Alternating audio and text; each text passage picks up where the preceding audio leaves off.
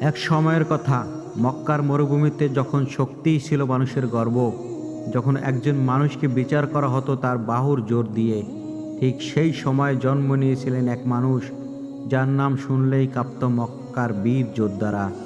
তার নাম রুকানা ইবনে আবদে ইয়াজিদ। তিনি ছিলেন কুরাইশ বংশের সবচেয়ে শক্তিশালী মানুষ। এমন শক্তি, এমন দেহ, এমন সাহস, মক্কায় কেউই তার সামনে দাঁড়ানোর সাহস পেত না। রুকানা রাদিয়াল্লাহু ছিলেন কুস্তিতে অপ্রতিদ্বন্দ্বী। আরবদের মধ্যে কুস্তি ছিল সম্মানের প্রতীক। লোকেরা বলতো, রুকানাকে যে হারাতে পারবে সে মানুষ নয়, সে যেন পাহাড়।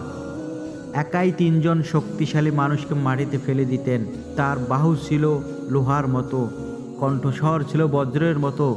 তিনি নিজেও গর্ব করতেন, আমার মতো শক্তিশালী মানুষ মক্কায় আর কেউ নেই। রুকানা ছিলেন ইসলাম বিরোধী। তিনি নবী মুহাম্মদ সাল্লাল্লাহু আলাইহি ওয়াসাল্লামকে জাদুকর মনে করতেন। নাউজুবিল্লাহ। বলতেন, মুহাম্মদ সাল্লাল্লাহু আলাইহি ওয়াসাল্লাম মানুষকে কথার জাদুতে বিভ্রান্ত করছে। তার কাছে ইসলাম ছিল দুর্বলদের ধর্ম, আর তিনি নিজেকে ভাবতেন শক্তির প্রতীক। একদিন রুকানা রাদিয়াল্লাহু একা একা পাহাড়ে হাঁটছিলেন। ঠিক তখনই সামনে এলেন আল্লাহর রাসূল হযরত মুহাম্মদ সাল্লাল্লাহু আলাইহি ওয়াসাল্লাম। নবী করিম শান্ত কণ্ঠে বললেন, হে রুকানা, তুমি কি আমার দিকে ফিরে তাকাবে না? রুকানা হেসে বললেন, তুমি কি আমাকে তোমার দ্বীনের প্রতি ডাকতে এসেছো? নবী বললেন, যদি আমি তোমাকে কুস্তিতে হারাই, তুমি কি ঈমান আনবে? রুকানা অবাক। সে ভেবেছিল এই লোকটা আমার সঙ্গে কুস্তি করবে। রুকানা বলল, যদি তুমি আমাকে হারাতে পারো, আমি মানব তুমি সত্যবাদী। কুস্তি শুরু হলো। এক মুহূর্তে নবী করিম সাল্লাল্লাহু আলাইহি ওয়াসাল্লাম রুকানাকে এমনভাবে ধরলেন যেন শক্তিশালী পাহাড় হঠাৎ ভেঙে পড়ল। রুকানা মাটিতে পড়ে গেল। সে অবাক, সে হতবাক। বলল, আর একবার, দ্বিতীয়বার, তৃতীয়বার। প্রতিবারই নবী করিম সাল্লাল্লাহু আলাইহি ওয়াসাল্লাম তাকে মাটিতে ফেললেন।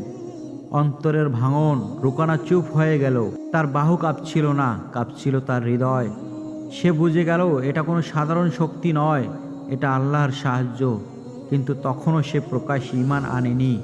সে মক্কায় ফিরে গেল মনে মনে পরিবর্তিত হয়ে। পরবর্তীতে আল্লাহর হিদায়াতে রুকানা রাদিয়াল্লাহু ইসলাম গ্রহণ করেন।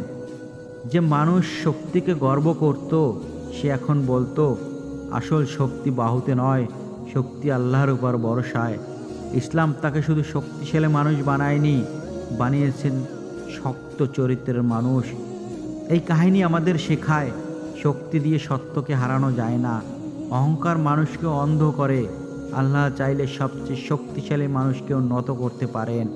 আসল বিজয় হলো নিজের নফসকে হারানো। আজ রুকানা রাদিয়াল্লাহু এর নাম আমরা মনে রাখি, তার শক্তির জন্য নয়, তার হিদায়াতের জন্য। হে আল্লাহ, আমাদের অহংকার ভেঙে দাও, আমাদের অন্তর নরম করে দাও, সত্যকে চিনে নেওয়ার তৌফিক দাও।